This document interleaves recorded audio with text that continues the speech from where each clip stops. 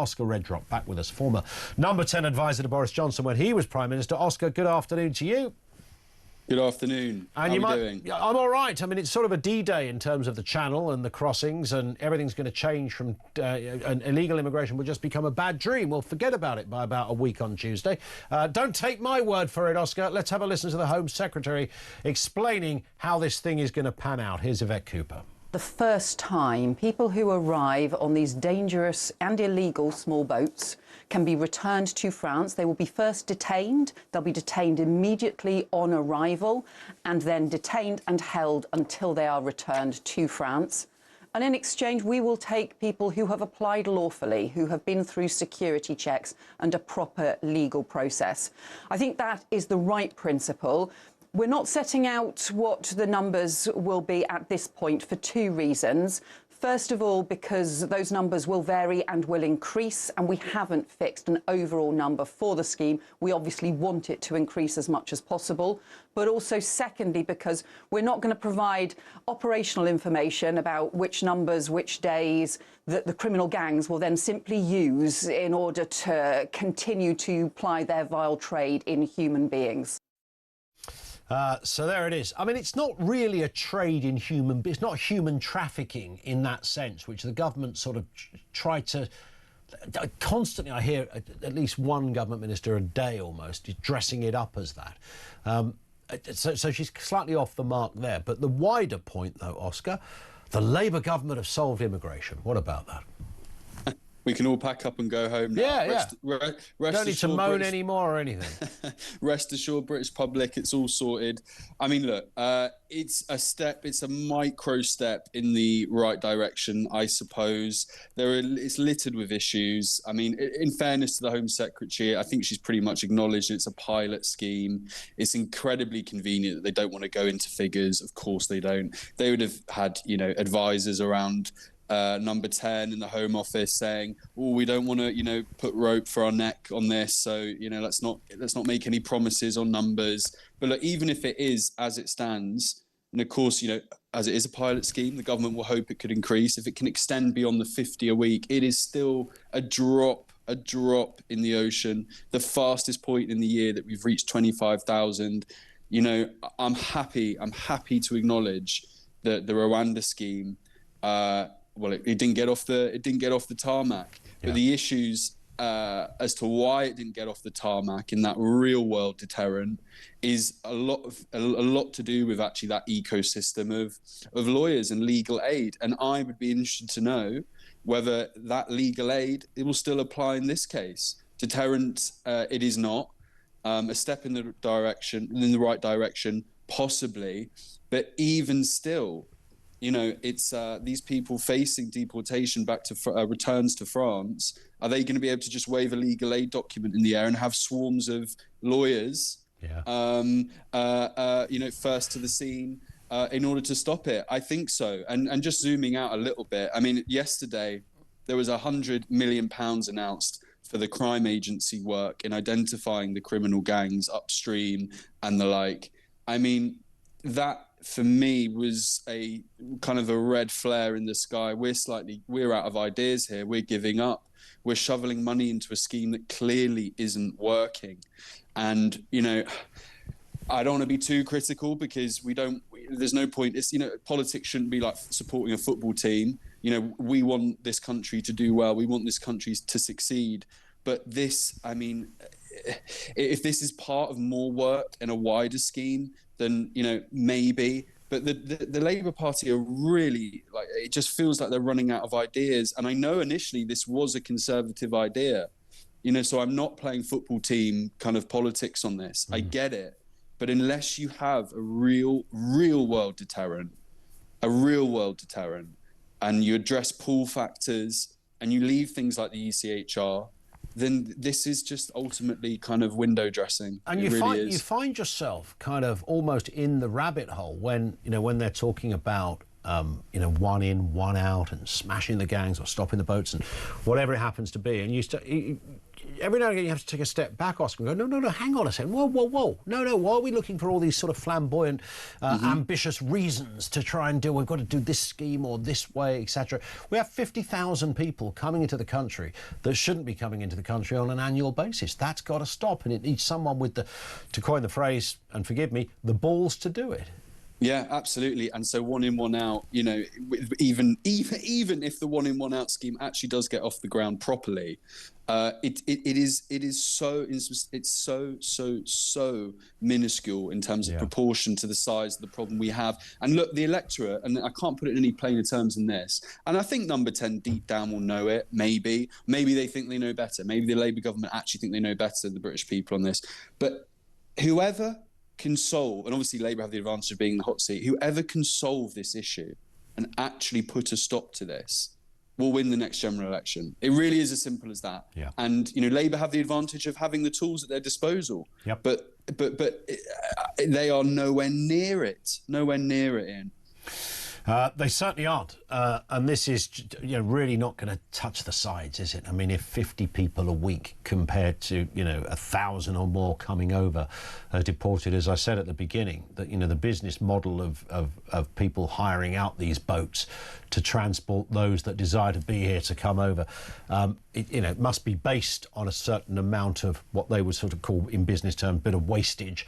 So if they lose 5% of it doesn't really matter to them, and it's not, you know, they've been paid anyway. So I don't know kind of whether they seriously think that people waiting to get here are going to not take the risk because there's a sort of, you know, 1 in 500 chance they might get sent back. No, that's not going to happen. Absolutely not. And then, you know, because they're only going back across, you know, could they try it again? You know, just as easily. Well, right, I mean, it's really interesting though, if you look at the politics in a way of how Labour and particularly Keir Starmer see where he can identify solutions to problems. He believes in working within the existing structures. He is, you know, he is part of the machine. He believes in working with those structures that already exist, that are already failing, and compromise. And I know maybe the tone of my voice is being uber critical, but I'm just trying to be as kind of objective as I can in a way. And you know, doing deals with, you know, friends and, you know, kind of using that diplomacy. But that ain't working, and we need a government, and we need, as you put it, you know, people with the balls, but we need people to think outside the existing structures and take those difficult decisions, leaving these existing structures like the ECHR, for example, and doing uncomfortable things in order to solve this problem. Yeah. And so if you're a number 10 and you're Keir Starmer, you look at your suite of options and how to solve this problem, and you go, is this uncomfortable? Is this actually going to require maybe a bulldozer to XY structure? Sure. If the answer's no, it's probably not going to work. Yeah, spot on. I think they must know that as well. They must sit there at a meeting and go, really? I mean, and then, of course, you've got the whole lawyer thing of coming forward. And even if you do, we spoke to an immigration lawyer earlier and said, you know, don't be surprised if the first day they go, well, here's, you know, migrant number 1, sort of migrant 0, as it were, who's going to be the first person that's sent back. It's going to be a lawyer going, oh, whoa, hang on. I think you'll find that, and then we'll hear the stories. Yeah, which could really bring this, I mean, in some ways would make this scheme launched by the government completely counterproductive and politically damaging. Yeah. Because if you acknowledge, okay, fine, this is a micro step, but it's a micro step in the right direction. If you can't even make that micro step work, politically, it would be better off to have never done it. Yeah. Because the noise that will make will be so much louder than achieving that micro step. 100%. Let's move to this story. Again, to do with the Home Office, Yvette Cooper saying police should reveal suspects' nationality and asylum status to rebuild public trust after high-profile cases. This is really referenced the Nuneaton story of the 2 immigrants accused of raping a 12-year-old girl, and it was kept quiet, essentially. They said, well, let's not release too much information because otherwise we'll have pandemonium. We now know that these were people awaiting an asylum claim, and Yvette Cooper has now said we should be told someone's status. What do you say to that, Oscar? Yeah, I mean, that, again, just operating on the politics of it, that is the Labour government completely dancing to the tune of Nigel Farage's Reform Party. Yep. That is due to his lobbying and his pressure and his identifying the British public's need for that, for more transparency on these things. So I think, in a Home Office, when they put out that statement and kind of nudging the police for further transparency more generally on these things, there would have been groans there. They would have gone, right, we've really been kicked into touch on this. We've really been pushed along on this once again by the Reform Party. But look, on the issue itself, of course it's correct and proper.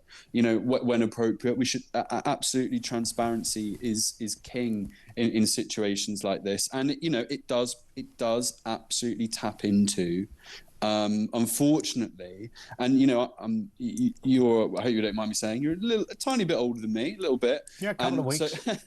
Couple of weeks. But so maybe this has always been the case, but in my, from where I sit, the feeling out there amongst the British public that the state and government and those big institutions do not have their back and are not operating and performing with their issues and needs and wants at the forefront of their minds has never been kind of in such a bad place, I feel. Yeah. And so it's a sad state of affairs in a way, but that need for transparency is where we're at. Because there is there's a wider issue, isn't there, over the last few years? I know social media plays a part of this, but that sort of breakdown of the relationship between sort of state and citizens, it's never been in the tatters it's currently in, and that has not just this subject, but it's got ramifications across all sorts of areas.